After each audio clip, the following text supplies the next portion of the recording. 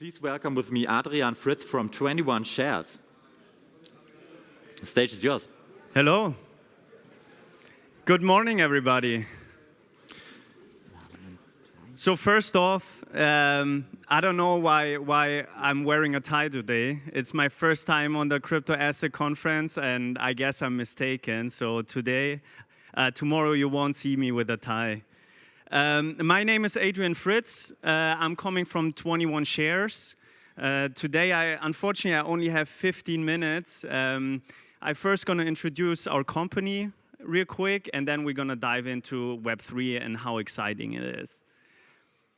So first of all, this is me on the right side, Adrian, and I also brought my colleague Bernhard Wenger. He's here on the right side. So if you have any questions, the entire 3 days, feel free to reach out to both of us. We're happy to answer any questions. So who is 21Shares? First off, I want to see some hands. Who knows 21Shares in the audience? Not bad, I like what I see. So yeah, 21Shares, we're based in Switzerland. We're an ETP issuer for digital assets. We're the company that launched the world's first Bitcoin ETP.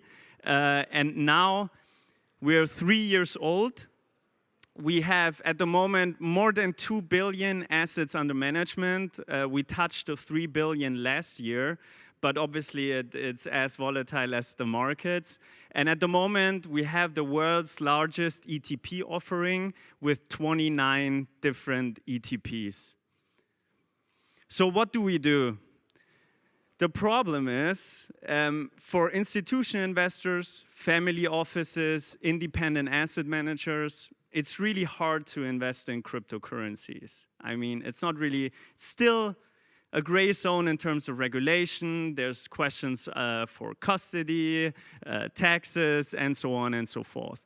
So what 21Shares does is basically we wrap those beautiful digital assets in a financial regulated product in ETPs. And those ETPs can simply be bought on any exchange via a bank or brokerage account.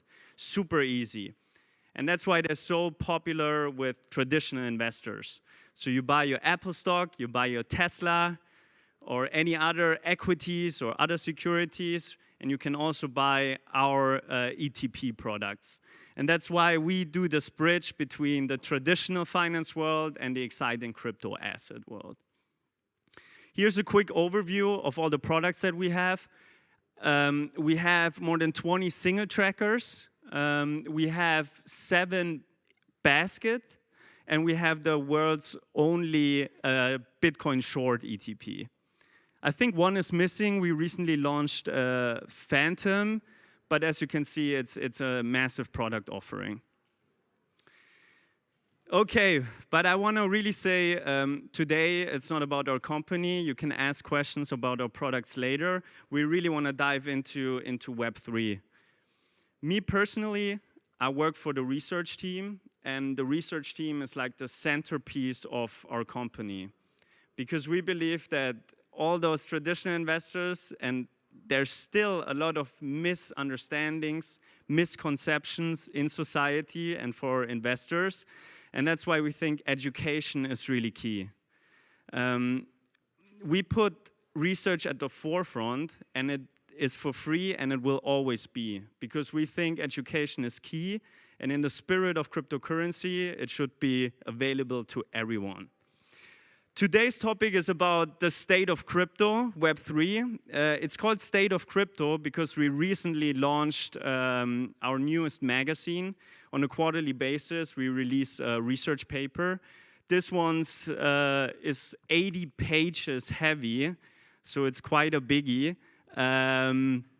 But I only have 10 minutes to talk about it. There's so much content in it. And normally I have a physical copy here, but all our stuff got stuck at custom. So unfortunately I can't show. Oh, he said he has one, so I'm going to show you the physical copy. What is Web3? I'm sure you've seen this already, but it's always important to know what were the first 2 iterations of the internet. Web 1.0 Web 1.0 was really the static internet. It was just read-only. People could put articles online and you could read it. It was really the beginning of the internet. Then, around 2004, Web 2.0 came into play, and that was really the rise of big tech. It was Google, Facebook, Amazon.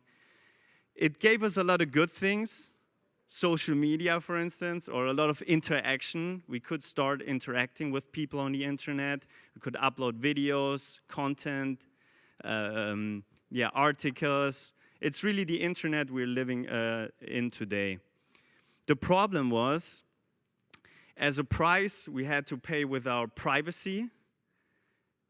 Yeah, you have a copy? Thank you very much. Yeah, this is one of the copies. I think we have some of them available today or tomorrow, so feel free to reach out. There's also a PDF version, but yeah, that's the copy. So again, Web 2.0, of course, it's controlled by a few companies, and that's really the problem. It's really the big tech companies that control our data and control our information. And that's where Web 3.0 comes into play. So Web 3.0 is really all about decentralization. So the power, the data, the privacy goes back to the user, to us. So while in Web 1.0 we were consumers, in Web 2.0 we were the product. The vision is in Web 3.0 we are actually the owners.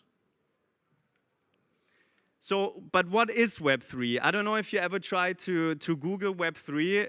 There's no real clear definition for it. And it's been a buzzword last year as well, to be honest. I think it's really important that this is not just like one major upgrade. It's like very small ideas and small steps towards this idea of Web 3.0. And here you can see really the big tech, and we're moving the power to the people. But how does it look like at the moment? Web 3, it's still comparable to the early web. You can also see this in the UI and the UX. It's still clunky. It's terrible. It's really not sexy. I don't know if you ever tried. Quick question: who has a MetaMask account in this room? That's beautiful. That's the biggest ratio I've seen in a while on a conference, to be honest. But as you know, if you want to do some DeFi on the Harmony network, for instance, you have to add it manually. It's still not user-friendly. If I explain it to my parents or to a friend or at the family dinner, they're not going to like it.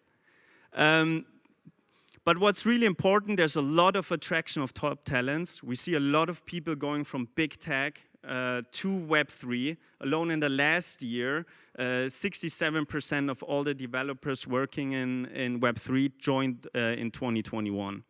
And lastly, obviously, there's massive VC investments. We have a chart here. It's not super up to date, but we can see in 2021 we had more than 30 billion that flows into Web 3.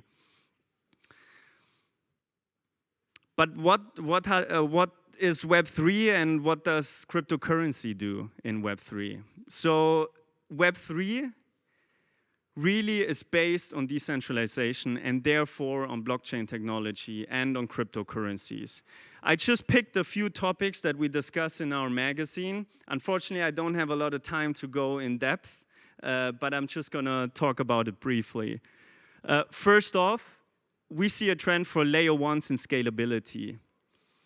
If we really want to reach mass adoption, they have to scale. Everyone knows that. At the moment, Ethereum with 15 transactions per second, and of course, we saw the rise of all the Ethereum competitors, but let's be honest, they're not yet solving the trilemma.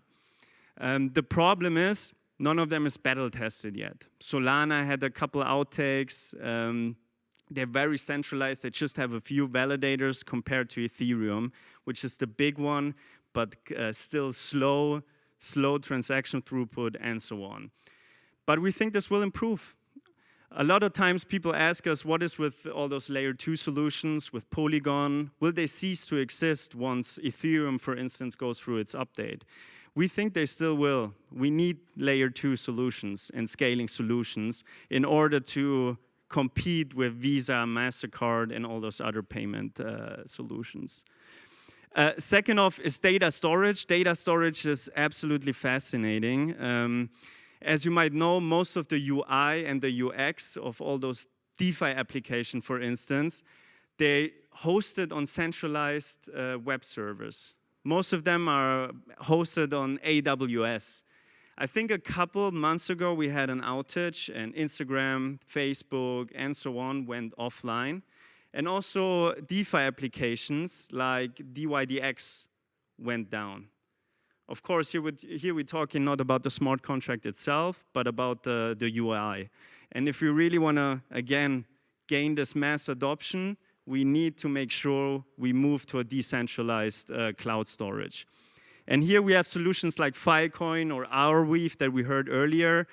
Arweave, for instance, had its moment to shine a couple of weeks ago when, unfortunately, the Ukraine conflict started. But a lot of people, they uploaded video material and information up to Arweave, so it's stored permanently and no one can delete it. Next off is interoperability. This one is really, really important. As you might know, all those smart contract platforms, they can talk to each other. Of course, some of them are EVM compatible, others are not, there are bridges and so on. But again, it's still so early and it's not sexy. If we believe we move into a multi-layer 1 future, and then we need interoperability. There's a lot of solutions that are working on it. I don't know what the standard will be in a few years, if it will be Avalanche subnets, will it be Cosmos with IBC, or will it be Polkadot? Who knows? Or even Chainlink with CCIP. It could be anyone, but we see a lot of momentum and a lot of innovation, so we move to an interoperability future. Next topic we discuss in the magazine is definitely DeFi adoption. Again, DeFi, personally, it is in a bear market. The tokens are not performing well, but the innovation and the fundamental drivers are still there.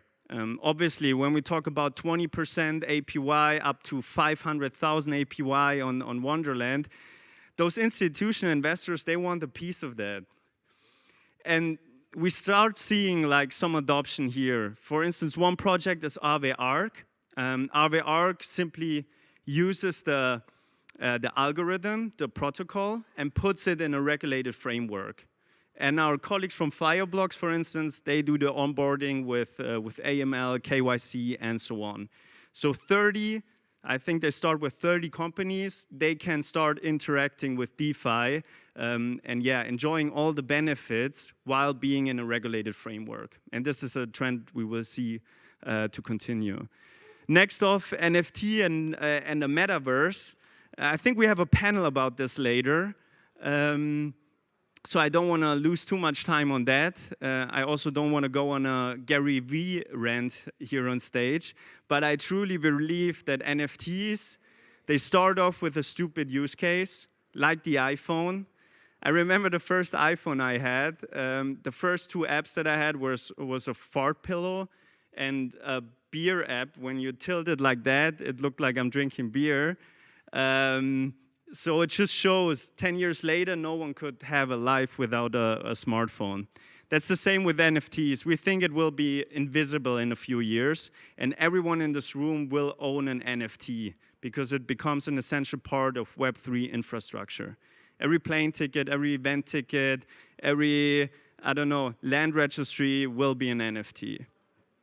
And lastly, UI, UX, again, as more developers come into play into Web3, we will see it continue to improve because, again, it really needs to work better and easier and more friendly for the user. I think that's it, unfortunately. This is a topic I could talk about for hours, honestly, but feel free to reach out to us. Let's have a chat about Web3, and here is a QR code, which is a bit blurry, unfortunately, but you could sign up for a newsletter. Every week we're doing like a market analysis. It's not really a newsletter. I think it has a spammy touch, this word. But this is really like deep dive market analysis, what's going on, provided by our research team. And that's it. Thank you so much.